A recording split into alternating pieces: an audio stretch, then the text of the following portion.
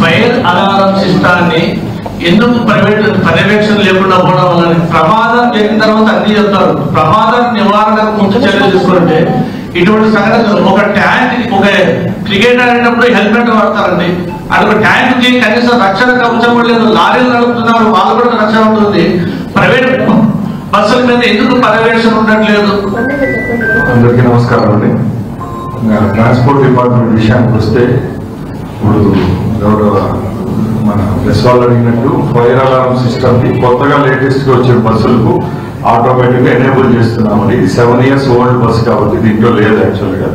ఇప్పుడు కొత్తగా వచ్చే బస్సుల అన్నిదానికి ఆ సేఫ్టీ మెజర్స్ తీసుకుంటున్నాం. ముఖ్యంగా ఈ ఘటన విషయానికి మనం మాట్లాడుకుంటే మెయిన్ గా ఆ టైమింగ్ కూడా ఒక కారణం అండి. మామూలుగా యాక్సిడెంట్ ఈ ఫైర్ యాక్సిడెంట్ జరిగేటప్పుడు మార్నింగ్ టైం జరిగితే తీవ్రత వేరే విధంగా ఉంటుంది, డీప్ స్లీప్ లో జరిగితే వేరే విధంగా ఉంటుంది. ఇప్పుడు లేట్ నైట్ 3 గంటలు అన్నప్పటికీ ఇప్పుడు సర్వైవ్ అయ్యే అందరినీ మీరు చూసారు, చిన్న చిన్న ప్రాబ్లమ్స్ తో అంతా బయటకు వచ్చేసారు.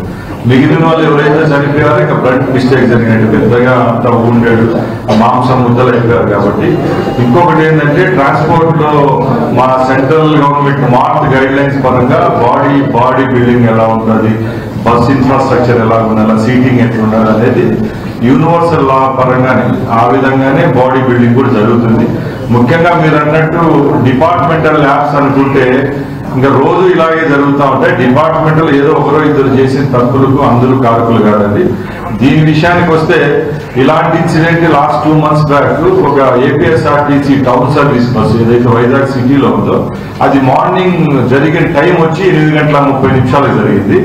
ఆ టైంలో 110 మంది బస్సులో ఉంటే 60 నిమిషాల్లోనే ఎవాక్యుయేట్ చేశాం. ఎందుకంటే అది మార్నింగ్ టైమ్స్ ఒక ఆటో అతను చెప్పడంతో బస్సు ఆపేసాం. దానికి విండోస్ ఓపెన్ ఉంటాయి, డ్యూయల్ డోర్ ఉంటాయి, దాంట్లో వచ్చేస్తాం. బట్ ఈ స్లీపర్ కోచ్లు అనేటివి నైట్ టైం ట్రావెల్ చేసేటివి డిజైన్ ఫర్ పడుకొని ప్రయాణించేదానికి ఉంటాయి. ప్లస్ దీంట్లో కూడా ఏంటంటే ఫ్లేమబుల్ మెటీరియల్ ఎక్కువగా ఉంటుంది, బెడ్షీట్లు ఉంటాయి, కుషనింగ్ ఉంటుంది, పిల్లోస్ ఉంటాయి. దీనివల్ల ఎక్కువ శాతం బర్నింగ్ అయింది కాబట్టి దీనివల్ల ఇంత నష్టం జరిగిందండి. ప్లస్ ఇంకోటి ఏంటంటే ఇప్పుడు మన సౌత్ ఇండియన్ ఎవరైతే ట్రాన్స్పోర్ట్ మినిస్టర్స్ ఉన్నారో వాళ్ళతో ఆల్మోస్ట్ తెలంగాణ కర్ణాటక వాళ్ళతో మార్నింగ్ కూడా మాట్లాడడం జరిగింది. రోడ్ సేఫ్టీలో ఇది 3rd ఇష్యూ. ఇక్కడ ఈ అగ్నికి సంబంధించి ఇదే హైవే మీద 3rd ఇన్సిడెంట్ కాబట్టి దీని మీద తప్పకుండా ఒక కొత్త గైడ్ లైన్స్ అనేది తీసుకొని వచ్చి మేము మార్క్ సెంట్రల్ వాళ్ళతో కూడా మాట్లాడి ఇలాంటి ప్రమాదాలు అరికట్టడానికి చర్యలు తీసుకుంటాం. ఇంకోటి నేను చెప్పేస్తాను సార్. ప్లస్ దాని విషయం అండి, ముఖ్యంగా ఇప్పుడు మీరు అందరూ ఒకటి గ్రహించాలంటే ఇన్సిడెంట్ జరిగింది ఆంధ్రప్రదేశ్ భూభాగం మీద. ఎందుకంటే ఈ బస్సు ఆంధ్రాదో తెలంగాణదో అలాగే కర్ణాటకదో పక్కన పెడితే రిజిస్ట్రేషన్ గురించి మీరు అందరూ మాట్లాడుతున్నారు. బట్ ఇక్కడ ఇన్సిడెంట్ జరిగింది కాబట్టి ఇంతవరకు ఇలాంటి ఇన్సిడెంట్ జరిగినప్పుడు ఇంత తొందరగా స్పందించిన ప్రభుత్వం ఎప్పుడు చూసిండ్రు మీరు. ఎందుకంటే గౌరవ ముఖ్యమంత్రి గారు ఫారిన్ ట్రిప్ లో ఉన్నా కూడా అక్కడ నైట్ టైం అయినా కూడా ఇన్సిడెంట్ జరిగిన 1 hourకే అందరినీ మమ్మల్ని అప్రమత్తం చేయడం, డీజీపీ గారు, హోమ్ మినిస్టర్ గారు, మా డీజీ గారు, ఇంటెలిజెన్స్ డీజీ గారికి చాపర్ నుంచి ఇక్కడికి పంపించడం, మేము మంత్రులను కూడా రావడం, మా కలెక్టర్ గారు, ఎస్పీ గారు స్పందించడం అయితే మేము చాలా చేసాం. సార్ ఒకటే చెప్పారు సీఎం గారు పొద్దున, మన ఏరియాలో జరిగింది ఇన్సిడెంట్ కాబట్టి దీనికి ప్యూర్ డీటెయిల్స్ కావాలి, నెక్స్ట్ టైం ఇలాంటి ఇష్యూస్ జరగకుండా ఇప్పటి నుంచే ప్లాన్ చేద్దామని చెప్పారు.